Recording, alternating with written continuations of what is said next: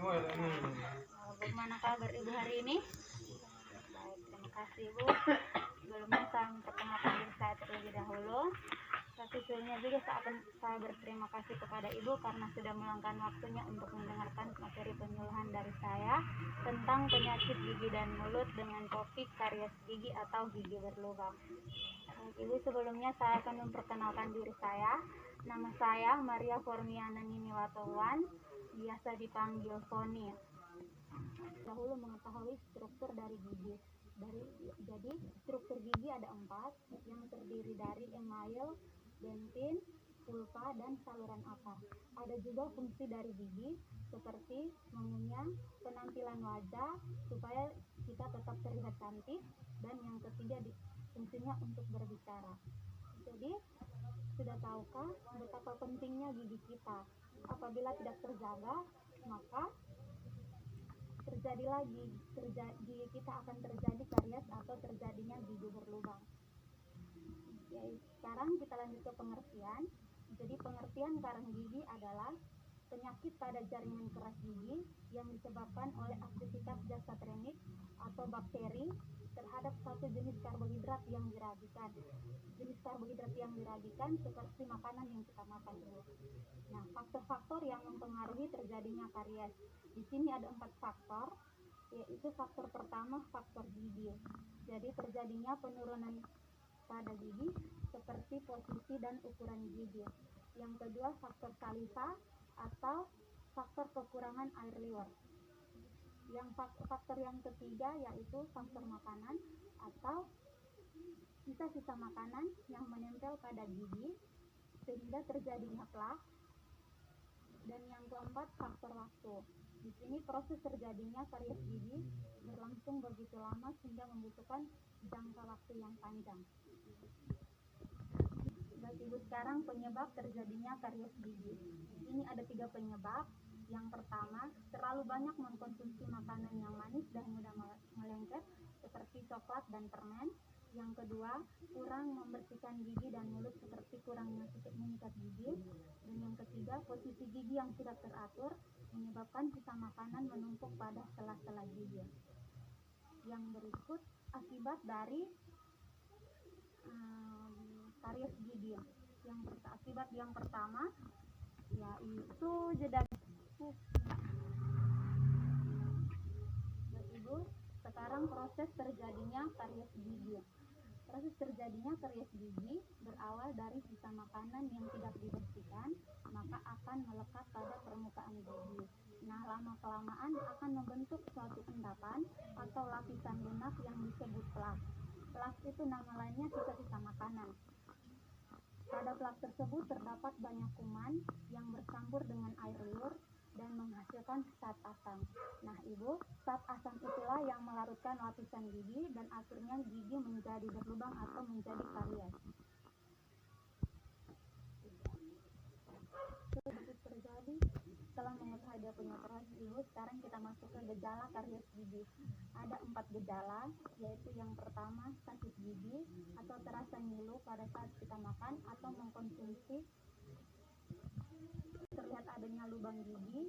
Yang ketiga bau mulut, dan yang keempat makanan sering tersangkut karena tidak adanya lubang pada gigi. Ya, Bu. Sekarang akibat lanjut dari karies gigi atau lubang pada gigi. Akibat lanjutnya yang pertama terjadinya sakit gigi, yang kedua terjadinya gusi bengkak, yang ketiga bau mulut, yang keempat gigi goyang, dan yang kelima penampilan kita menjadi jelek. Yang berikut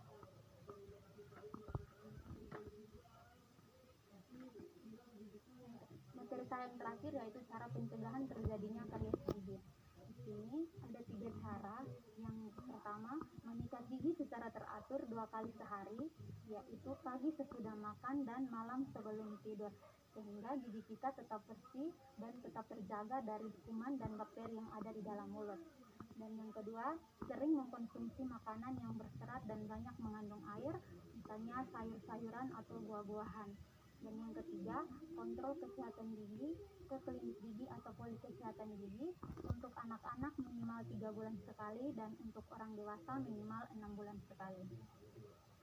Baik Ibu, mungkin hanya itu saja materi singkat dari saya pada hari ini. Mungkin Ibu belum mengerti apa yang materi yang saya bawakan, Ibu bisa bertanya kepada saya.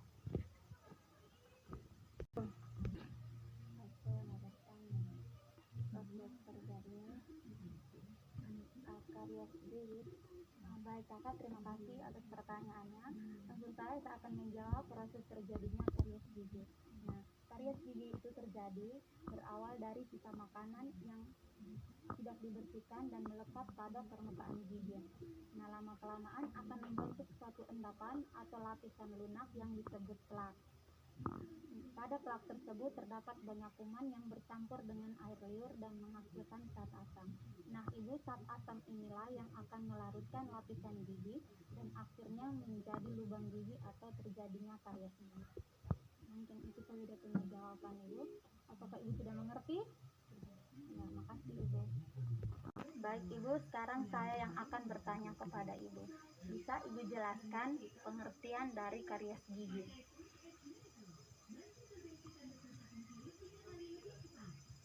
Karies gigi adalah suatu penyakit yang menyerang jaringan keras gigi yang menyebabkan gigi menjadi timpang.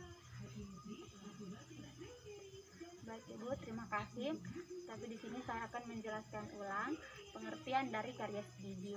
Jadi karies gigi adalah penyakit pada jaringan keras yang disebabkan oleh bakteri sehingga terjadinya lubang gigi atau karies gigi.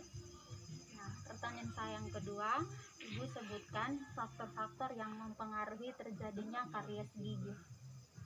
Aku sebutkan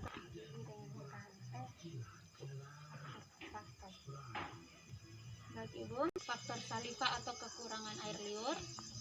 Yang ketiga faktor makanan, dan yang keempat faktor waktu. Pertanyaan yang saya yang ketiga, gejala dari karies gigi. Maka sebut saya sudah saya bilang.